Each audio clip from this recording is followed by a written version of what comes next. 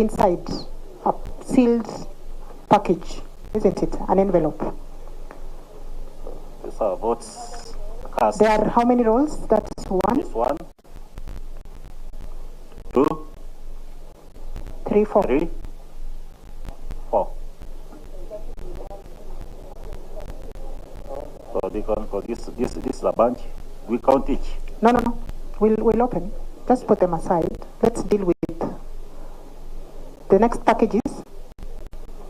So this is a used KIMS supervisor validation forms. Oh, okay. The third one? Third one is a unused ballot paper, presidential. Fourth is used counterfoils, presidential.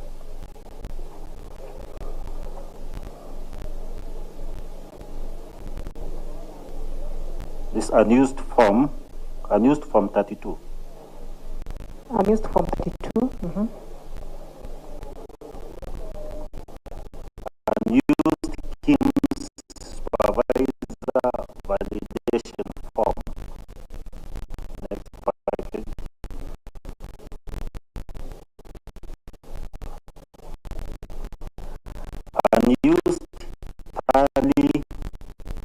Unused tally sheets.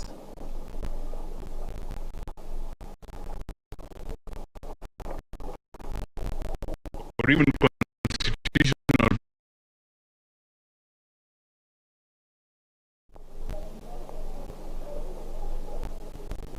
Governor booklet.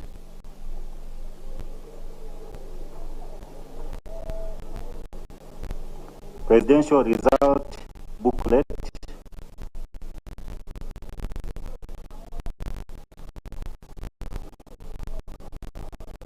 Unused presidential seals.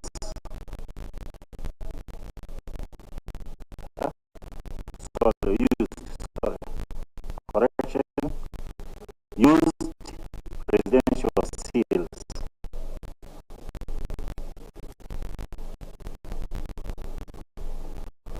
Stray ballot papers. This year, and it starts from the second paragraph.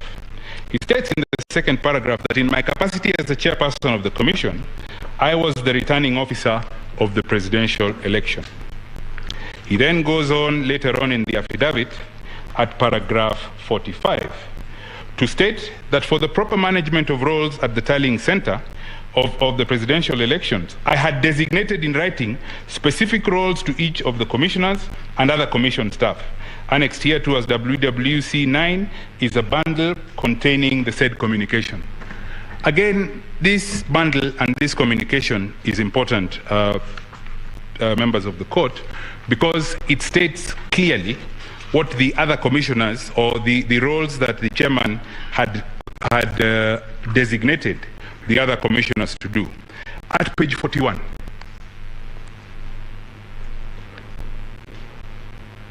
there is an internal memo or a letter signed by the chairman on the 22nd of July, addressed to the vice chairperson Juliana Cherere and Commissioner Boya Molu. And it is headed Appointment to the Media and Call Center Management Team for the Presidential Tallying Center, Bomas of Kenya. And he goes on, he says, consequently, you are hereby appointed to the Media and Incident Reporting Team of the Presidential Election Tallying Center as follows. Juliana Cherere, Team Leader. Commissioner Boya Molu, Alternate Team Leader. And their roles are set out there. Terms of reference of your appointment provide liaison between the Presidential Returning Officer, who is himself, and the National Communication Center, preparing periodic briefs for the Presidential Returning Officer to address the media, briefing the Presidential Returning Officer on electoral activities across the country. Nothing to do with tallying and verification. The two subjects of that letter are commissioners of the IBC. The next letter is on page 42, also dated the 22nd of July. This one is addressed to Commissioner Francis Wanderi and Commissioner Irene Masit. again under the hand of the chairman, and it is appointment to the Logistics, Welfare and Security team at the Presidential Tally Center, Bomas of Kenya.